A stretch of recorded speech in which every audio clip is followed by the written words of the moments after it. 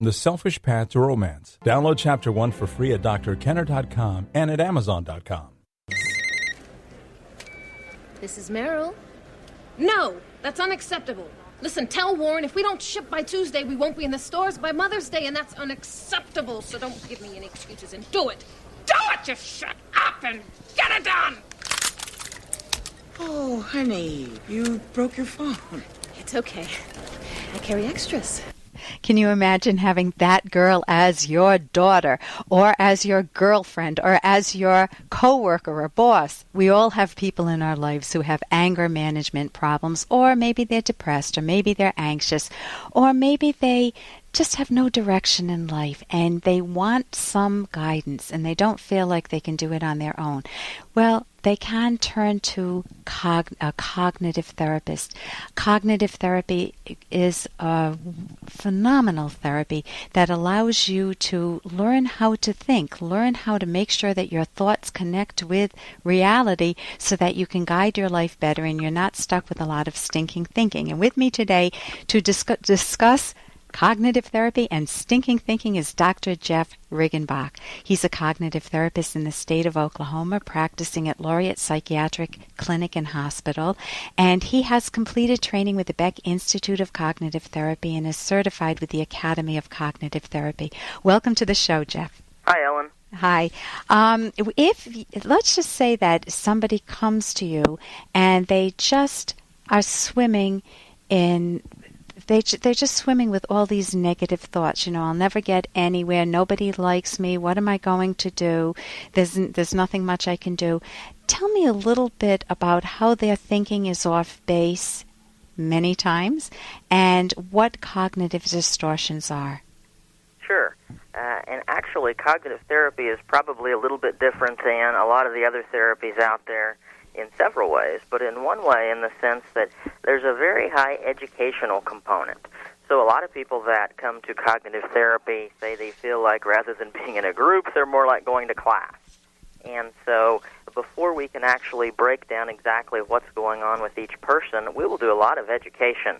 I've actually had patients say, boy, you talk more than any therapist I've ever known before. And that is true. In the beginning, there is a lot of teaching that's necessary. You're teaching thinking skills. You are teaching thinking skills. And you're teaching them how to read their own minds. That's right. You use the phrase stinking thinking, and I think that's a phrase that a lot of our patients use. And the term cognitive distortions is really just a term to define very specific types of stinking thinking. Yeah. And there are some pretty specific types of thinking that lead to some pretty specific feelings. Yeah. Such as should statements, I should do this, I have to do this, and I should always be a success, you know, I always have to get straight A's. No, absolutely. Should statements are a really, really big one that a lot of people struggle with. It's when we say we should, or we have to, or we ought to, or we must, or we need to. Those are kind of shoulds in disguise. Actually, there's two types of should statements. One type is when we can should ourselves. And when we do that, we're almost always feel guilty. So if you're feeling guilty, there's probably a should of self under there. Okay, can you give me an example? Yeah, sure. It can be a small thing, or it can be a deeper, more intense thing. I mean, I shouldn't have been late for that meeting, or I shouldn't have, said what I said to my spouse. That was really mean. I should have never had that abortion 20 years ago, or I should never married this person, or those sorts of shoulds. That always lead to guilt or regret. And sometimes it's reality-based, and sometimes, I know in the case of abortion, it's they need to go back and rethink things. Sometimes we can say that we shouldn't have done the things that we did, but the reality is that we did do them, and how do we move on from there? Yeah, okay. And so if we would identify things that, according to our moral value system, we really would say were wrong, then it might be a matter of forgiving ourselves and not beating ourselves up over time. And or making amends if you hurt somebody. If you were very cruel to a coworker, you need to make amends. Absolutely, those kinds of things. Or if you really didn't do anything wrong. Hey, I got to interrupt this because we've got to pay some bills. 30 seconds, that's it. A very quick ad, and then Ellen will be back. Romance. Ugh, I wish guys knew more about what we want from a relationship. Boy, I wish I knew more about what I want. Where's that ad I saw? Here it is. The Selfish Path to Romance. A serious romance guidebook. Download Chapter 1 for free at selfishromance.com and buy it at amazon.com. The Selfish Path to Romance. That is interesting. Or, if you really didn't do anything wrong, then it's a way of learning to kind of reshape how you think about that and recognizing that, what was your responsibility and what wasn't your responsibility. And to be able to let go of the unearned guilt. Absolutely. Yeah. Earned versus unearned. I like that. And actually, I got that from my favorite author, Ayn Rand. Oh, you did? Yeah. And what about another cognitive distortion, such as what if I say, I know exactly what you're thinking about me now, Jeff. I know it, and I know it's not good. Well, that's a distortion we call mind reading. Mind reading and fortune-telling, and another related one that we call magnification kind of go together. So mind reading is when you assume you know what someone else is thinking. Fortune-telling is predicting what you think is going to happen. I know that nothing good is going to come of this, so why bother applying for this job? Would that be an example of the fortune teller?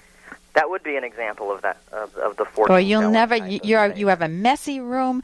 You'll never amount to anything. You tell your kid. That's right. Both of those would be example of the mind reading or the fortune telling type of statement. In terms of applying for the job, if we predict that we're never going to get it, that's the fortune-telling part. And if we predict all these reasons why they're not going to hire me because I'm overweight or I've got a gap on my resume or for whatever reason, that's the mind-reading part. And then some people, especially that struggle with anxiety, really take it to another level and go to the point that not only am I not going to get this job, but I'm not going to get any job, and I'm going to end up underneath a bridge, sleeping in a cardboard box, right, no clothes right. on, kind of a thing. And those are certainly the kind of distortions that lead to anxiety. And so cognitive therapy helps people undistort them, take out the distortion and see things accurately, and teaches them the skills to look for evidence on their own, so eventually they don't need a cognitive therapist.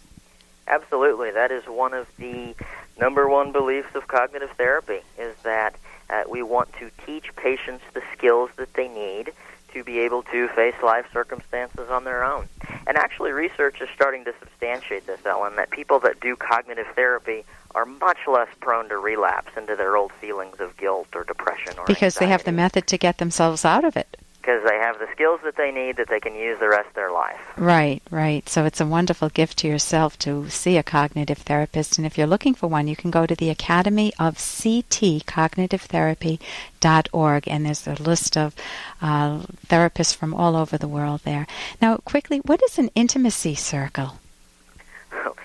Intimacy circles technically have nothing to do with cognitive therapy in and of themselves, but it's just a way that we use to talk with patients about relationships and let them examine their relationships. We use the definition of intimacy of intimacy. Yeah, very good. To describe intimacy and how closely we let people see into us.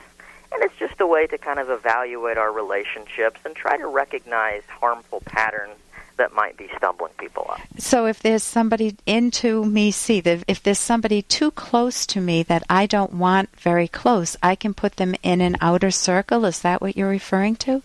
Absolutely. That's one of the things that a lot of people who do these exercises find is some people say my relationships are a complete mess, but some people say, as the example you just suggested, gee, I pretty much like how my relationships are, but there's this one person that I've let in too close.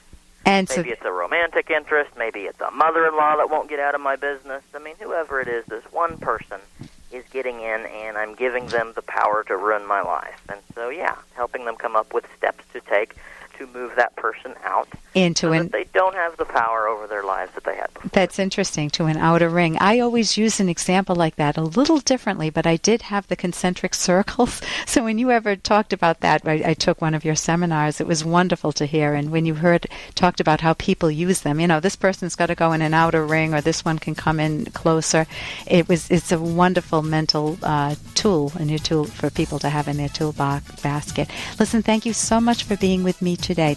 Thank you for having me, Ellen. For more Dr. Kenner podcast, go to drkenner.com and please listen to this ad.